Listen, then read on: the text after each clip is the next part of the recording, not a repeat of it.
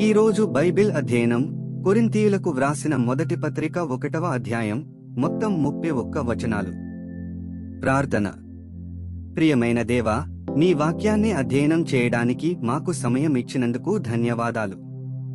మేము మీ వాక్యాన్ని విన్నప్పుడు మా మనస్సులను పునరుద్ధరించండి మరియు మాకు అవగాహనను ఇవ్వండి. యేసు నామములో ఆమెన్. కొరింథీయులకు వ్రాసిన మొదటి పత్రిక 1వ అధ్యాయం. దేవుని చిత్తము వలన యేసుక్రీస్తు యొక్క అపోస్తలుడుగానుండుటకు పిలువబడిన పౌలును, సహోదరుడైన సోస్తెనేసును, కొరింథులోనున్న దేవుని సంఘమునకు, అనగా క్రీస్తు యేసునందు పరిశుద్ధపరచబడిన వారై పరిశుద్ధులుగా ఉండుటకు పిలువబడిన వారికిని మనకును ప్రభువుగా ఉన్న మన ప్రభువైన యేసుక్రీస్తు నామమున ప్రతి స్థలములో ప్రార్థించు వారికందరికిని శుభమని చెప్పి వ్రాయినది. మన తండ్రి అయిన దేవుని నుండియు ప్రభువైన యేసుక్రీస్తు నుండియు కృపా సమాధానములు మీకు కలుగునుగాక. క్రీస్తు యేసునందు మీకు అనుగ్రహింపబడిన దేవుని కృపను చూచి మీ విషయమై నా దేవునికి ఎల్లప్పుడూ కృతజ్ఞతాస్తుతులు చెల్లించుచున్నాను.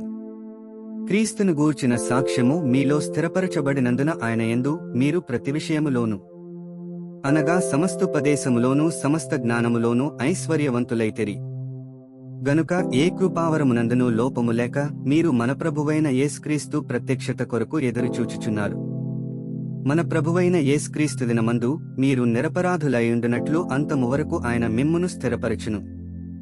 మన ప్రభువైన యేసుక్రీస్తు అను తన కుమారుని సహవాసమునకు మిమ్మును పిలిచిన దేవుడు నమ్మతగినవాడు.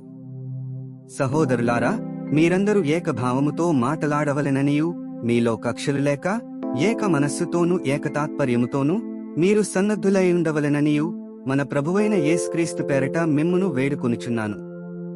నా సహోదరులారా, మీలో కలహములు కలవని మిమ్మును గూర్చి క్లోయె ఇంటి వారి వలన నాకు తెలియవచ్చెను.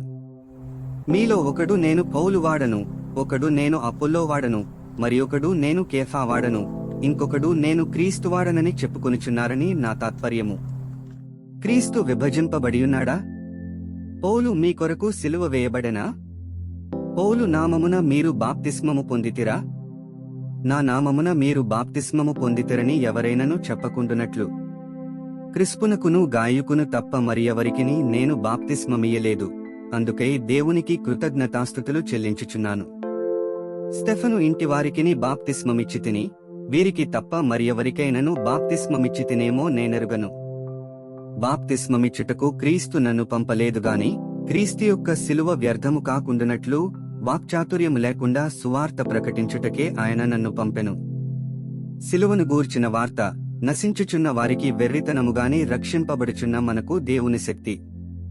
ఇందు విషయమై జ్ఞానుల జ్ఞానమును నాశనము చేతును, వివేకుల వివేకమును శూన్యపరతును అని వ్రాయబడియున్నది.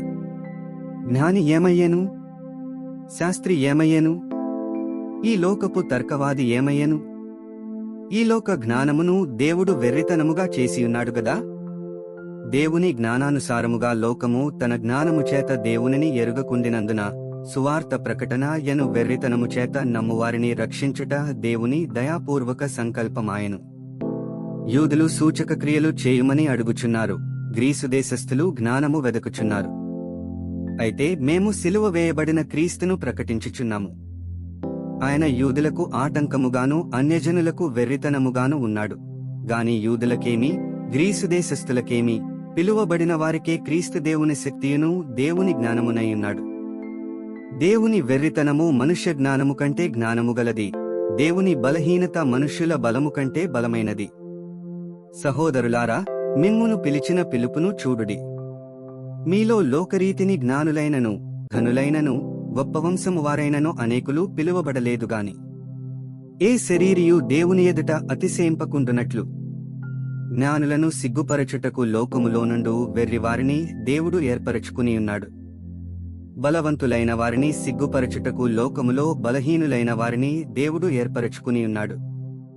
ఎన్నికైన వారిని వ్యర్థము చేయుటకు లోకములో నీచులైన వారిని, తృణీకరింపబడిన వారిని, ఎన్నికలేని వారిని దేవుడు ఏర్పరచుకునియున్నాడు. అయితే ఆయన మూలముగా మీరు క్రీస్తు యేసునందున్నారు. అతిశయించువాడు ప్రభువునందే అతిశయింపవలెను అని వ్రాయబడినది నెరవేరునట్లు దేవుని మూలముగా ఆయన మనకు జ్ఞానమును నీతియు పరిశుద్ధతయు విమోచనమునాయెను. 31 వచనాలు చదివియున్నాము. ముగింపు ప్రార్థన. సర్వశక్తిమంతుడైన దేవా, నీవే మార్గము, సత్యము మరియు జీవము. చదివిన వాక్యాన్ని మీ కృప ద్వారా మా హృదయాలలో ఉంచుకొని మా జీవితంలో అన్వయించుకోవడానికి మాకు సహాయం చేయండి. ఆమెన్.